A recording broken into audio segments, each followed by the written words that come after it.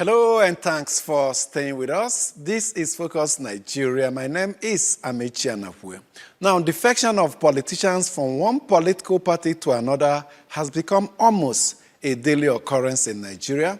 Since after the 2023 general elections, 12 state governors have defected from the party under which they were elected to other political parties. The ruling All Progressives Congress has been the biggest beneficiary with 11 governors joining its ranks. Accord Party has one defector in the person of Governor Ademola Adeleke.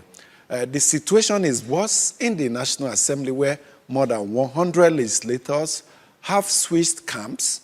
On Thursday, 9 senators announced their defection to the African Democratic Party, ADP, making it the biggest opposition party, or African Democratic Congress, ADC, making it the biggest opposition political party in parliament. And so, why has defection become a trend in Nigeria's political system? We shall be seeking answers from a member of the House of Representatives, Obi Agwocha of the Labour Party. Agwocha has vowed not to defect to any party and has said he will continue to remain with his party. After him, we will turn attention to transparency in Nigeria's solid minerals sector. What billions of dollars and so little proceeds from that mining and exploration finding its way to the treasury. The many minerals Nigeria is endowed with are either illegally mined, stolen, or properly unaccounted for. Even when mined legally, we will welcome Anthony Adejuwon, a team lead at Urban Alert. Urban Alert is an organization that works on improving accountability in Nigeria's mineral sector for his perspectives. Before we meet with our guests, let's update you with perhaps the biggest story in the news, and it concerns security. President Bola Tinubu on Thursday met with heads of the different services of the Nigerian military. The latest meeting, because this meeting has held several in the past, with the president every time summoning them to the Aso Rock Presidential Villa, Abuja. But this one on Thursday came against the backdrop of renewed attacks by Boko Haram terrorist organization targeting military assets in Borno State, leading to loss of some senior military officials. Came in here for the services to brief Mr. President on the current situation on ground. You know that there have been a series of attacks, and the security forces have actually rose to the occasion. We came here to brief him for him to have a better understanding of what's going on. We know sometimes the interpretation, especially through the media, has not been too direct. We feel we should put the record straight, which we have done, and we're glad that Mr. President has continued to support the armed forces and other security agencies in the fight against insurgency.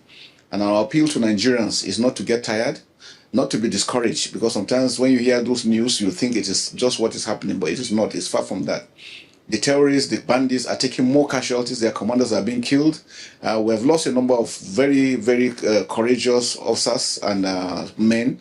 Highly regrettable, but we want to assure Nigerians is the commitment we are putting on ground to ensure that Nigeria is safe and secured. New things, the president has promised more equipment for us to be able to protect the war, and we are sure of victory.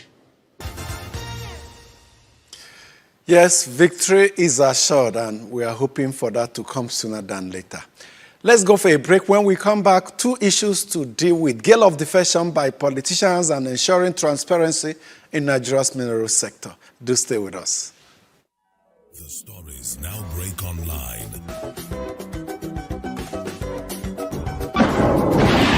Don't miss anything from our real-time updates and exclusive content. Follow and participate in discussions on live TV studio programs to shape the narratives. Subscribe, engage, and share from AIT.live at AIT_online on X, AIT Online on Facebook, Official AIT Live on Instagram, TikTok, and Threads on YouTube.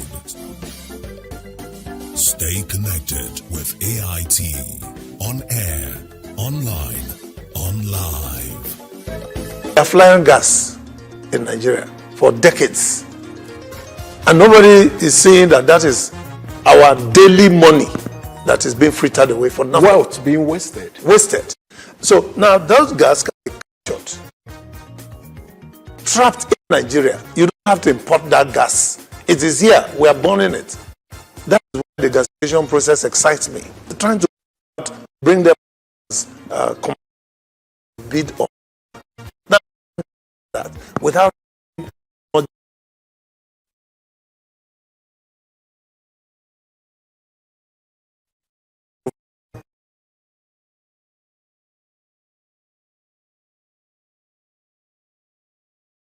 to come.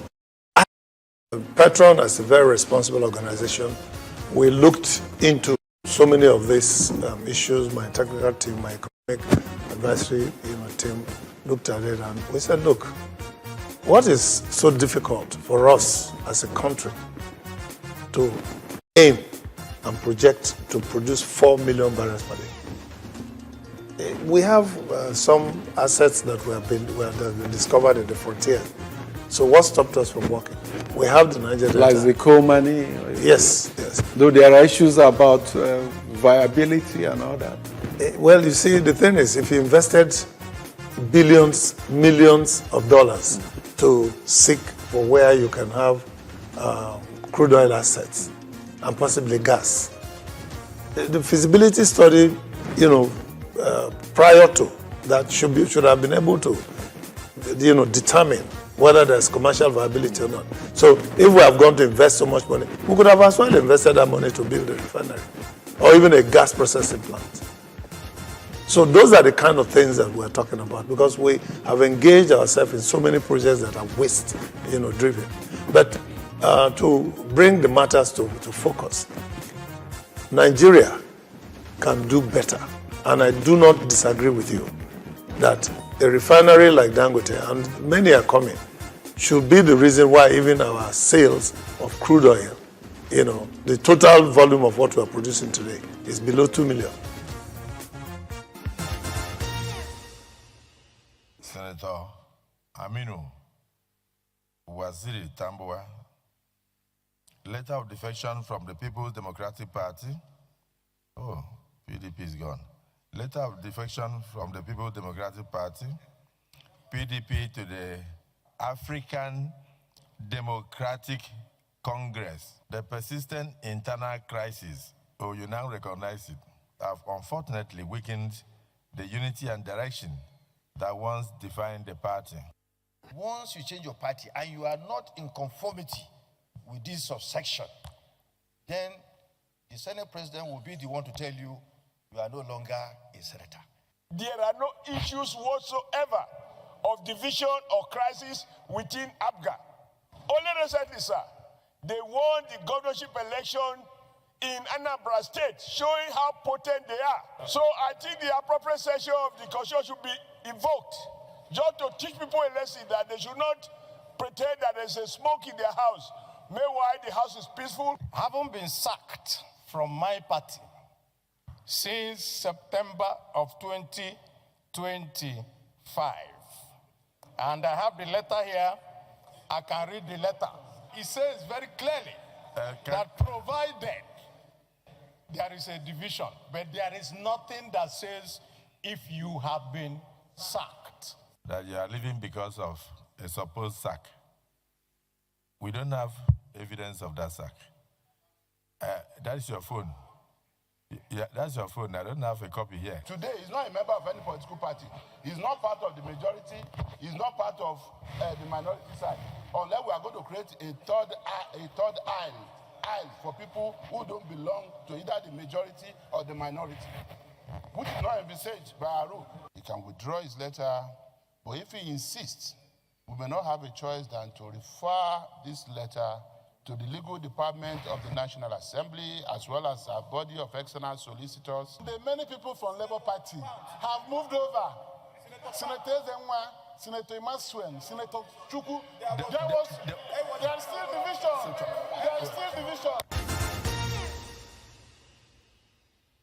There's one tool, very basic tool that is used in homicide investigation. It's called lumina oil. luminol was invented about in the 1924, 1925. So it is an essential tool that is used in homicide investigation. So I asked him, what's the number of luminols you have, and how do you use luminols? He said, which oil am I talking about? Is it a body cream? I said, which oil am I talking about? I couldn't hold my breath. So you see, the tools are not there. Modern tools for policing are not there. It's a critical thing that the Nigerian Police Force this IG has to look into. He must have to recommend to government that we must have to have and carry out advocacy. We must have to have a special unit that looks after the provision of tools. It happens all over the world. In the US police, we have a department.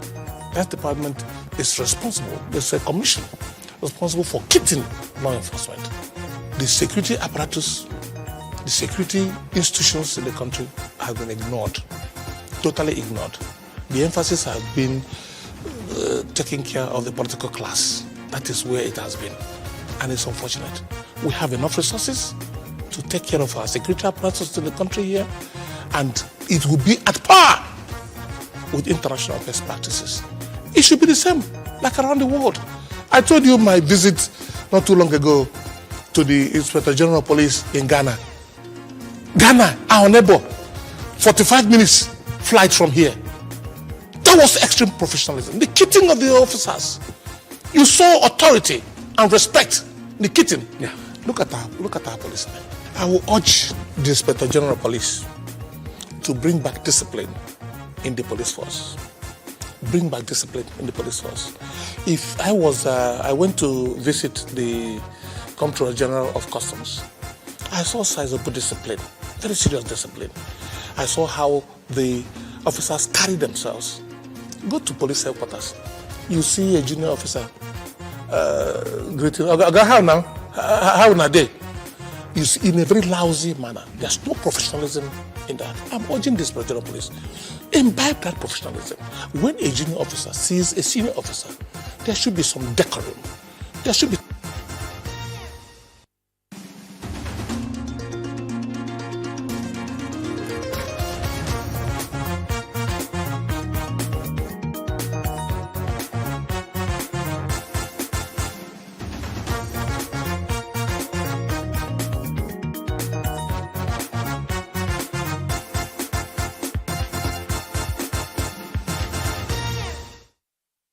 Thank you so much for staying with us. Let's welcome our first guest, Obi Agocha, a member of the House of Representatives of the Labour Party. He joins us virtually from Umuahia in Abia State. Thank you so much for joining us, Honorable Agocha.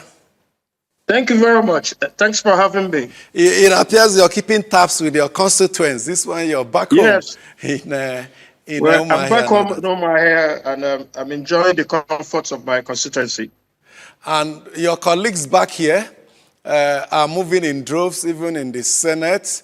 I also recall one of the senators from Abia State was one of those that gave indications of defecting. And we are trying to take a number, a count of the number that have moved, going towards 200 within the parliament. It has become almost the order of the day. Let's get your perspective. No, well, every elected member, either of the Senate or the House of Representatives, reserve the right, as most of them are doing, to change political platforms. I don't believe that is the right thing to do. If the people who have given you the mandate have elected you on a specific platform, the least you owe them is to stay on that platform to complete your responsibility or obligations to them. I was elected under the Labour Party platform, and I am remaining in Labour Party. Labour Party is the party of my home state governor, is the party of Abia State. They say of all politics is local. So insofar as our election aspirations are concerned, we remain Labour Party for life. So defection is not an option for you? No, defection, it hasn't been an option before. Will not be today, I will not be tomorrow. Like I'm speaking for myself. I'm also speaking probably for the 6 Labour Party Federal House members who have also decided through revalidating their membership in the Labour Party to remain in Labour Party. So as we say here in Abia, now Labour Party will dare till we die. So no retreat, no surrender, as it's no as retreat, it were. no surrender. Okay, All of us now- cannot. We can be a one-party state, sir. I think there's something absurd about those who think in that direction. But I don't begrudge anyone who decides to change their political leaning, whether it be to APC or ADC or otherwise minded. But insofar as we are concerned, me especially concerned, I'm a Labour Party faithful, and I have remained in Labour Party and will continue to remain in Labour Party. Now, just after the last general election, Labour Party was the third highest, third biggest party in the National Assembly, as it were, especially in the Senate. But as we speak, can you hear me? Yeah, I can hear Yes, you. as we speak, there is no Labour Party senator in the Senate, as it were. You had many before now, double digits, but now, not even one. Yeah. No, like I said, Doc, it's quite unfortunate. The unintended consequences of the crisis that we went through in Labour Party. I think a lot of people left because of, by that time, Labour Party didn't have much of stability that will guarantee that anybody who wished to stay in Labour Party or contest an election in Labour Party would have had good footings. But today, I thank God, the court have recognized the great leadership of Senator Nenadi Usman and Senator Darlington Wokocha as both national chairman and national secretary, respectively.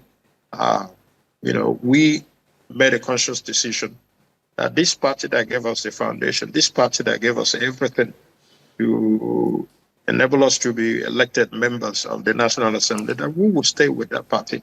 And I think it's a very good decision. And we look forward to campaigning on ideas, the things that we've done, the things that we will continue to do as members of the National Assembly.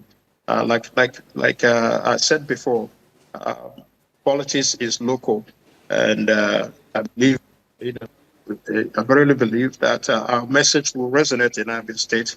That will also give us a foot to be elected back to the National Assembly. Yes, you said the INEC has recognized your party now with the current leadership, Nenadi Usman and all that. I recall the journey of the litigation from High Court to Court of Appeal to Supreme Court, back to High Court that swept Abure away. But I heard the matter is not over yet. Perhaps it's not yet Uhuru, because the matter is in the Court of Appeal now. Yeah, there's still litigation issues, Doc. There's still litigation issues, which ought not to have been. The Supreme Court ruled initially that Abure was not the national chairman, that Abure was removed. It's something that we all knew. But Abure was the one that now went back to court. To have a high court to interpret the judgment of the Supreme Court. This country, the way we abuse court processes is just amazing. So he went back to court, Federal High Court, to interpret a judgment of the Supreme Court. The Federal High Court now held that the judgment of the Supreme Court still subsists. I mean, it is what it is, that he was no longer the chairman of the party. And through a court order instructed INEC to recognize Nenadi Usman, which INEC promptly did. So as of today, in terms of recognition of the leadership of the Labour Party, Nenadi Usman is the national chairperson. Darlington Wokocha is the national secretary. The Abure has also gone for appeal, didn't state the judgment of the Federal High Court. So we verily believe that the Federal High Court will also look at the issues and would not themselves be probably frown upon being asked to interpret a judgment of the Supreme Court. But, Nigeria being what it is, we are cautiously optimistic, and hopefully the Labour Party will remain the way we found it, ran successfully elections. I don't think any political party that had the third largest majority in the House and Senate will appreciate to lose everybody. If you lose everybody, then the party will be delisted based on the Electoral Act. So, but for what it is today, I'm very optimistic that many more people will find Labour Party as attractive as we found it before, and then run their respective elections on Labour Party platform. As it were now, the lifeline of the Labour Party is in Abia State, where you still have its sole governor, some of you in the House of Representatives and other. How do you feel that indeed a party with so much promise before and after the last general election has reduced to this BRS minimum now? Does that encourage you? Does it give you food for thought? It does. I mean, I think I answered this question. I think I've answered it previously. It is very disheartening. We went from 35 or 36 members in the House of Reps to probably about 6 of us now left. And in the Senate, 0 senator left. You know, I don't think even Abure, in his own good conscience, if he sits back and see what he was able to achieve, and having one governor, what he was able to achieve, taking Labour Party from 0 to something, and then he will be satisfied for Labour Party to remain at 0. I don't think he will be satisfied with that. He invalidates every success that he has had. But we are still here. We are still very optimistic with our governor in Labour Party that we can run our elections in Abia State or otherwise minded and then be successful at it. I'm encouraging a whole lot of other people to find Labour Party as a veritable platform for their own respective national elections or state elections elsewhere in the country. Yes, bearing in mind all the litigation issues that are going on, but we are staying where we found ourselves. I can't in good conscience leave Labour Party that has given me the opportunity to become a member of the National Assembly. If nothing else, I owe them that much. That's a moral burden, moral over. But there's this caveat in our laws. It's the same way my governor. It's the same way my governor feels. Yeah, there's the same way my governor feels. I mean, every governor is running to APC for one reason or the other. I don't know why they're all running to APC. We can't have a one party state. It's not possible. The role of the opposition, even constitutionally mandated, has to be fulfilled. You know, so for whatever reason that they're running to APC. Let me come in here. So, some of them believe, based on what we have gathered, some of them believe that they need to run into the ruling party at the center to enhance their chances of being re-elected. Your governor, Oti, is he not thinking along that line? Is he confident that he can push his re-election without belonging to the APC? Oti is thinking about being re-elected based on the good work that he has done in Abia State and the way he has managed governance. People are better off today under Oti than they were 24 years ago. So that itself is a campaign point. You think he thinks it's enough for him? Oti has worked more than any other governor in the Federation of Nigeria that he can stand on his own. And if I look at the opposition in the state, in Abia State, occupying prominent positions in Abuja, some of them have said the days of this governor are numbered as far as they are concerned, that except he defects, his days are numbered. Those people are not on ground. Those people are not on ground.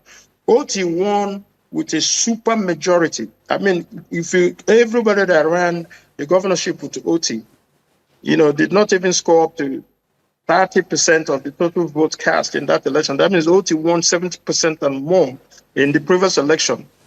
Now, with what has happened and the developments that are seen and that are felt, that are impacted in Abia State, Oti is going to win with over a landslide of over 90% of the votes. So anybody who tells you that this and this is happening in Abia is not on ground. They're not on ground. Or only trying to impress President Tinubu and thinking that they are something. They are nothing. Even When with it comes to the federal forces, of Abia State, with the they are federal nobody. forces. When it comes to we recognize their positions. We recognize their positions. We appreciate about the electoral aspirations of the people of Abia State to think that they are God. They are not God. They will not interfere in the electoral fortunes of Alex Otti or any one of us. Like Alex Otti said, anybody who thinks that they can come to Abia State to write the results or to rig election, better write their will. So let them put out their living will now, so that we know that how serious they are. But for me, they're all making noise, trying to impress President Tinubu to think that they are something in Abia State. They are not. They are not. They should even be worried about their own electoral positions, whether the people of Abia State, in consideration of Governor Otti, is even going to re-elect them. Is their own position safe in Abia State? So you believe their positions are under threat in the next election? No, well, they are the ones making their positions under threat. If they threaten the office of my governor to say my governor's position is vacant, then their own positions will be also declared vacant.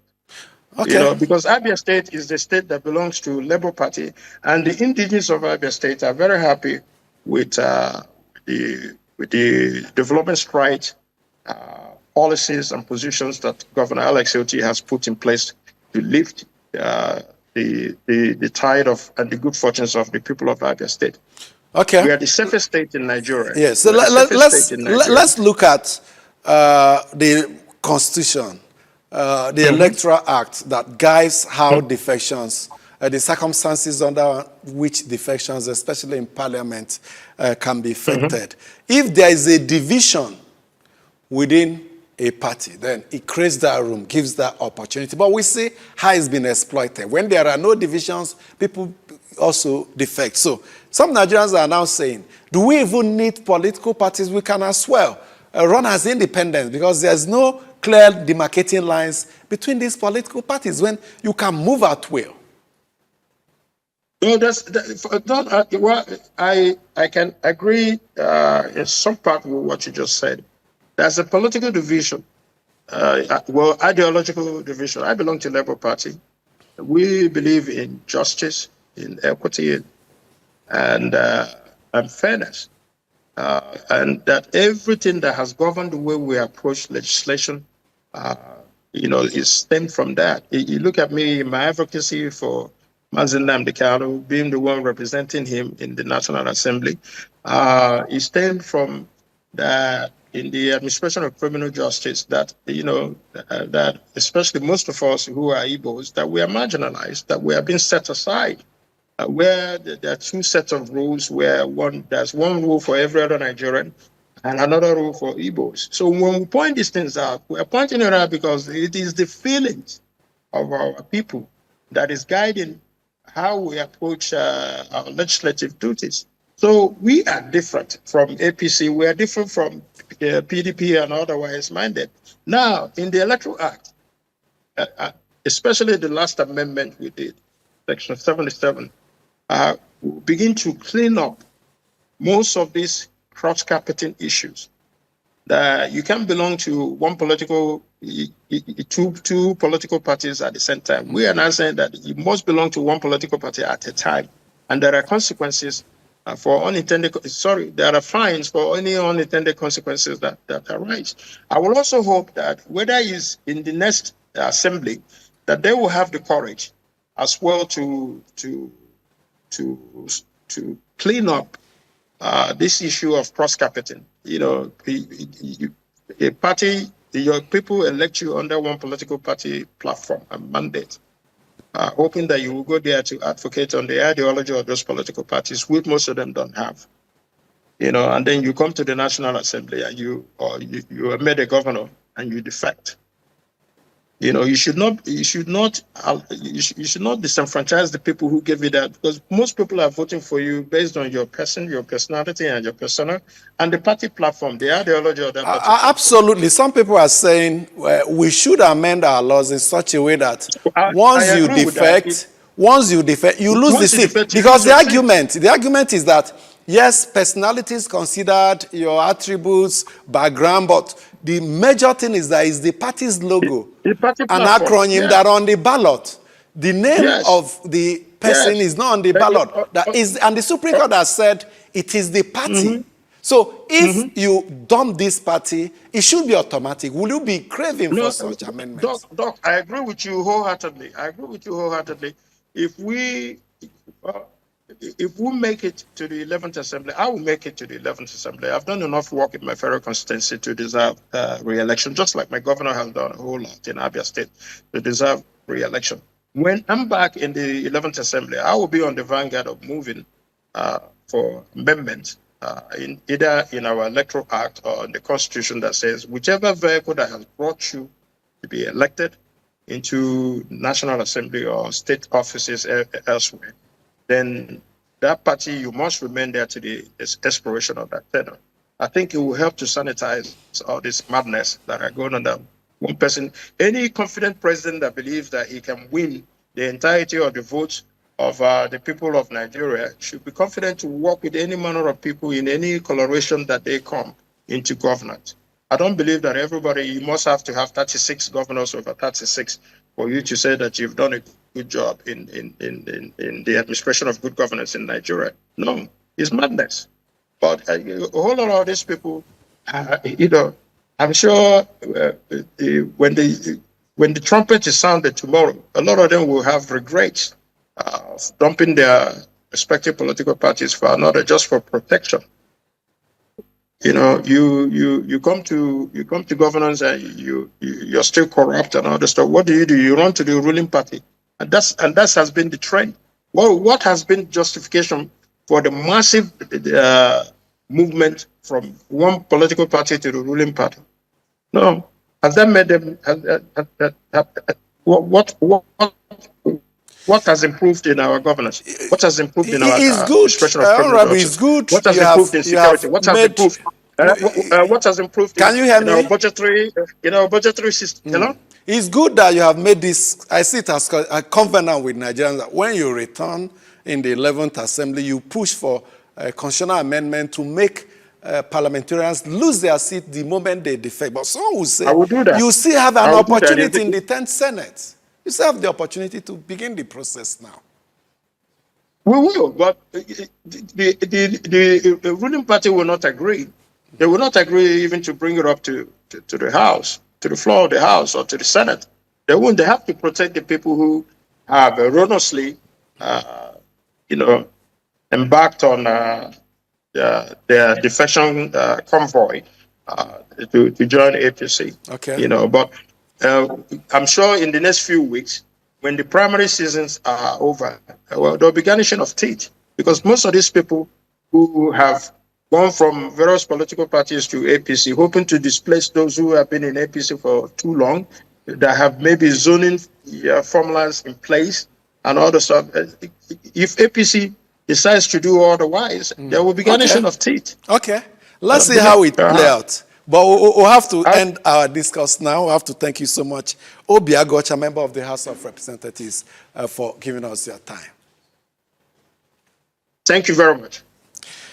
Okay, let's go on a break now. When we come back, we'll look at transparency in Nigeria's solid mineral sector, illegal mining, stealing of our solid minerals, and not properly accounting for the legal ones that are going on there. Someone who has been working in enthroning transparency in this sector will join us. Do stay with us.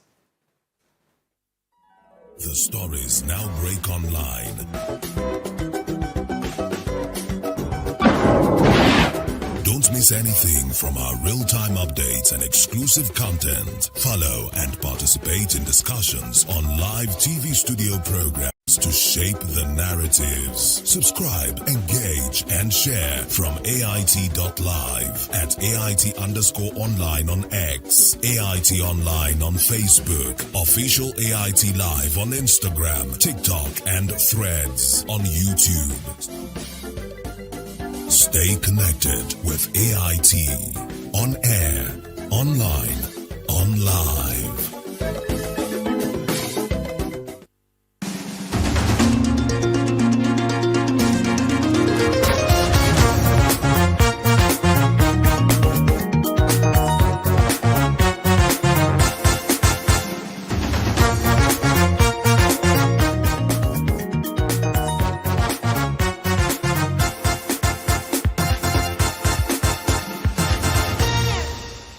Thank you so much for staying with us. Let's welcome Antonia Adejuwon, Team Lead Urban Alert. Thank you so much for joining us. He joins us virtually from Osogbo in Osun State. Good to have you, Anthony. Thank you so much for having me. Okay, our attention as a nation has been on crude oil. I've always said we have more to gain from solid minerals. Many of them are not exploited yet. Those that are doing it illegally. Some people are stealing it. A few are doing it legally. But even that few, accountability, transparency issues are still big challenge. Let's get your opening statement as we delve into efforts to enthrone transparency and accountability in that sector that could yield trillions of dollars for the country if well managed. All right. Thank you so much for having me. Like you said, the solid mineral sector in Nigeria would have been a strong means for revenue generation. However, because of lack of transparency, lack of accountability, and not setting the standard right, the country appears not to really be benefiting from what we actually have. For instance, in 2023, revenue from solid mineral was around 16 billion and 16 billion naira. And in 2024, it's moved to around 38 billion. Then in 2025, around 30 billion as made available by the Federal Ministry of Solid Minerals. Well, are we going to blame the ministry for not really doing the right thing or not really achieving much? We can't really blame them because the policy or the body language of the government appears not really to be prioritizing solid minerals. But it's good to also mention that just last year, after the passage of the budget and the president assenting to the budget, something good came up within the solid mineral sector. The president provided a 1 trillion naira intervention for the ministry. Intervention fund. That, yes, 1 trillion naira.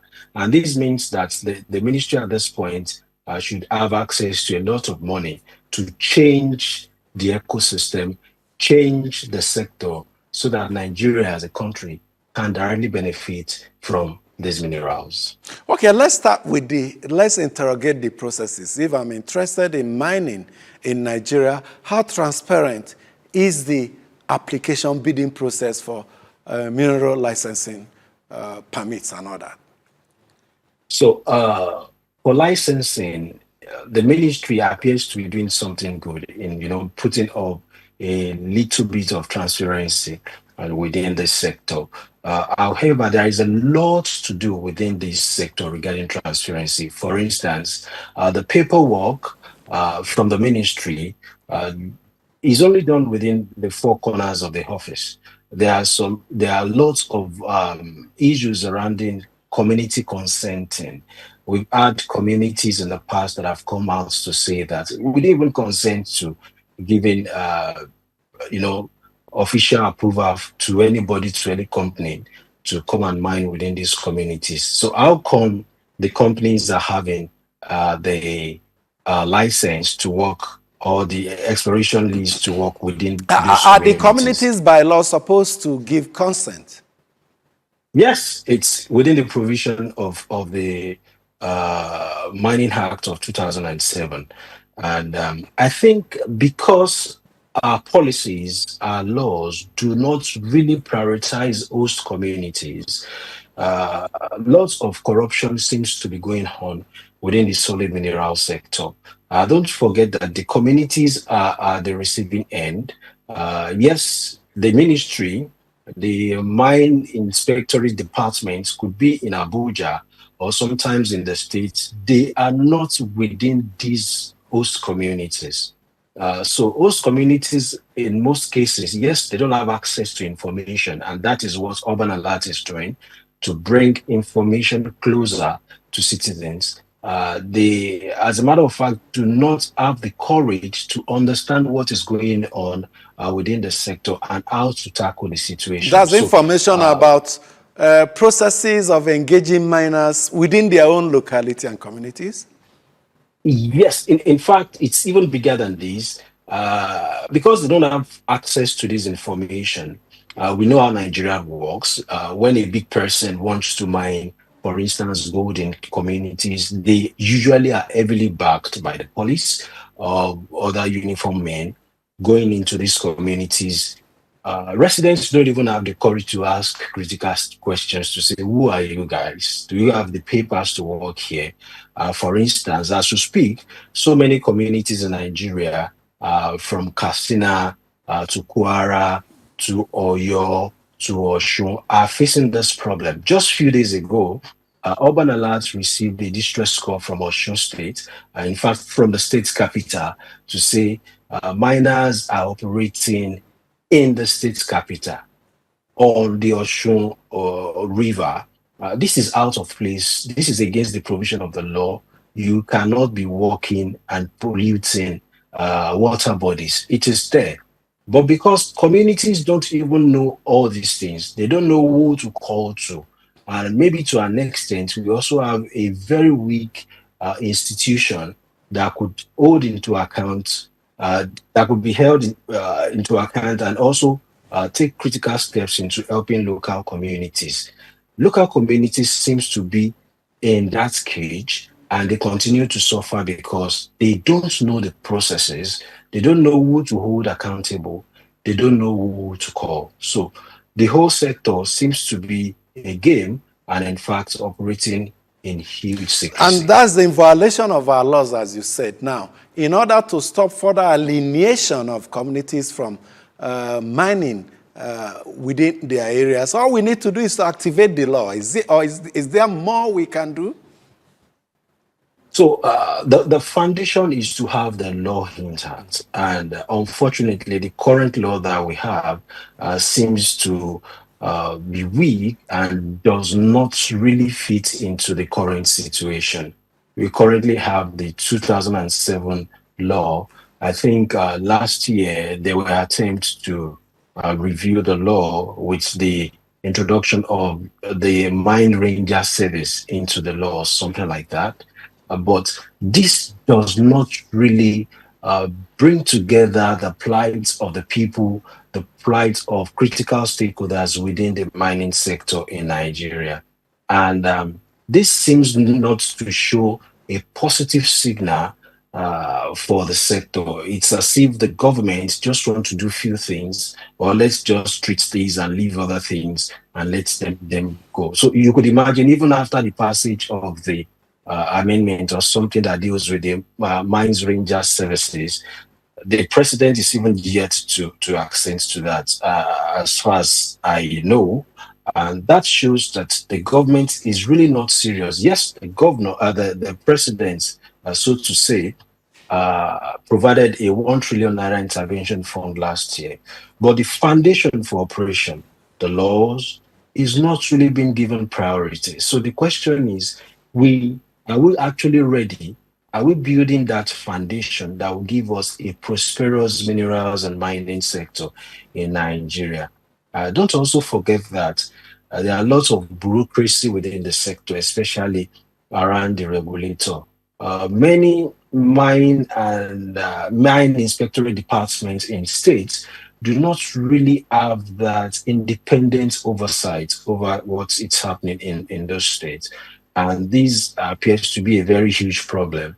Lots of them don't even have enough resources, enough equipment to address critical issues within the state. So these lacunas indirectly feeds corruption and bring space for issues within the sector. And as a matter of fact, each time we have this lacuna, each time this lacuna thrives, the country is going to suffer regarding the revenue it gets from solid minerals. So how do we begin to make that sector more transparent? How do we create a framework for citizens host communities, stakeholders to understand what is going on in the mining sector, from the cadastral office in Abuja, from the Ministry of Solid Minerals to the miners on the field, all the processes involved. It appears it's their show, shrouded in secrecy. Yeah, you're right. Yes, like I said, the first thing is let's give that strong foundation.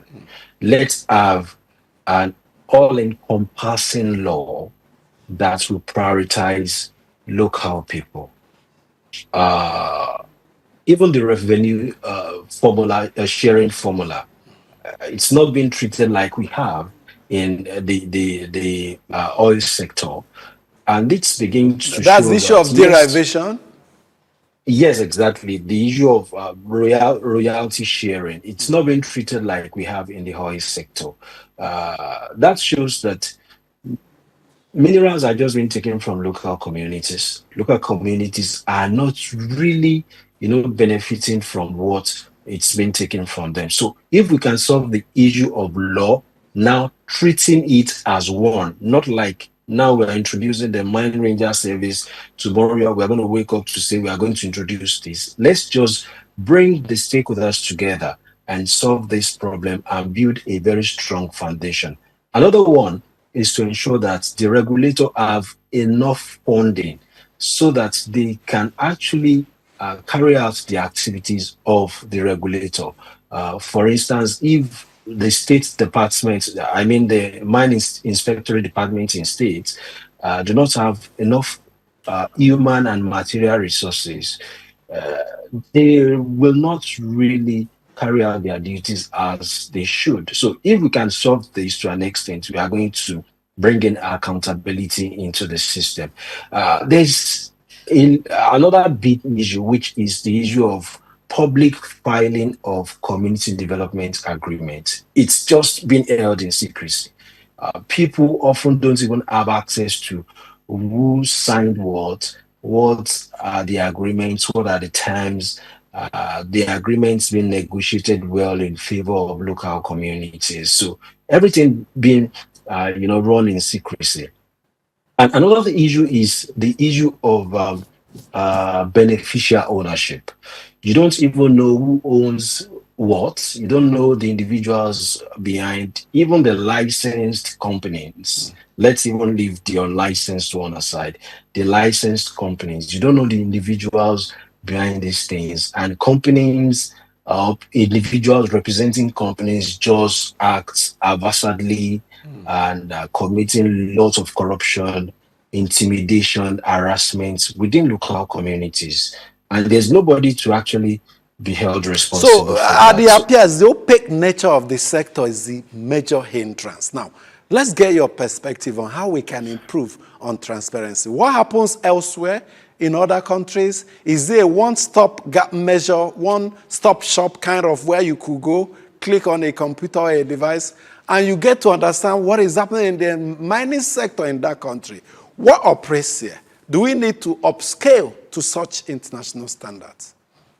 So, in many countries of the world, public offices are putting more effort into open data, open governance, so that citizens, journalists like yourself, researchers, even investors can have unrestricted access to information. But it's actually not available in Nigeria. We have civil society organizations coming up with strategies, with intervention to fill this gap. And this is what Urban Alert is also doing. We have built an artificial intelligence solution to make access to mining information easy for everyone in terms of the licenses, in terms of community rights, in terms of budgeting, and everything regarding solid minerals. Yes, there are some countries in Africa, like Ghana, that is actually big on community-focused policies and making access to this information easy for citizens. For instance, Ghana has a very strong strategy with Mineral Development Fund, which puts aside 20% of royalty to local communities, and local communities really have access to this information. Ghana as a country is ensuring that they make community development agreement is easily accessible to citizens. So these are the things Nigeria needs to do at this point. Yes, we must build that very strong foundation for the legal framework of what we are doing, and also provide that unrestricted access to data, unrestricted access to information to people. Yes, the MCO is ensuring that they put out data out there in terms of the titles and every other thing. And also geological agencies also doing something fantastic. But the work is improving, the world is improving every day, and our work needs to improve.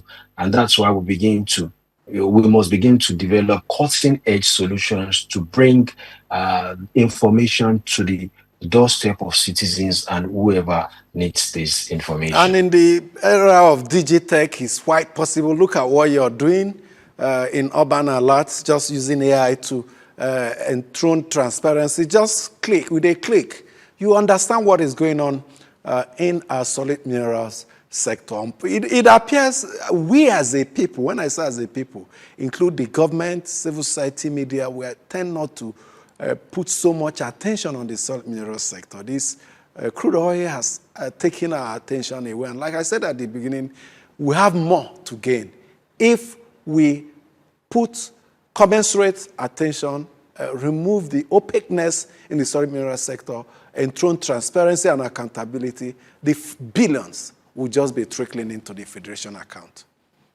Yes, you're very right. And even with the conversations around critical minerals needed for energy transition, it is important that citizens, everybody, the government needs to put high on the solid mineral sector. Nigeria is blessed with rare earth minerals like lithium that is used for batteries, cobalt, and every other, important minerals that the world needs at this point.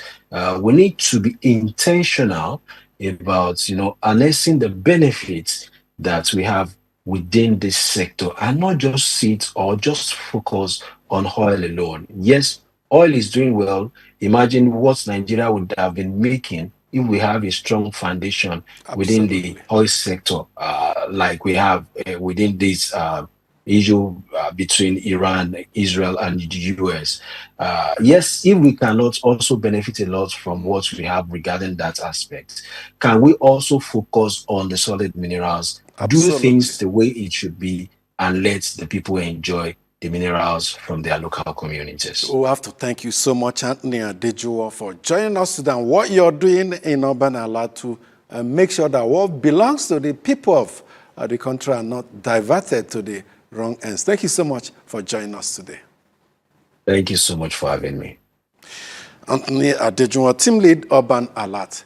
Thank you also for joining us today. My name is Amechi Anapwe. Have a good time.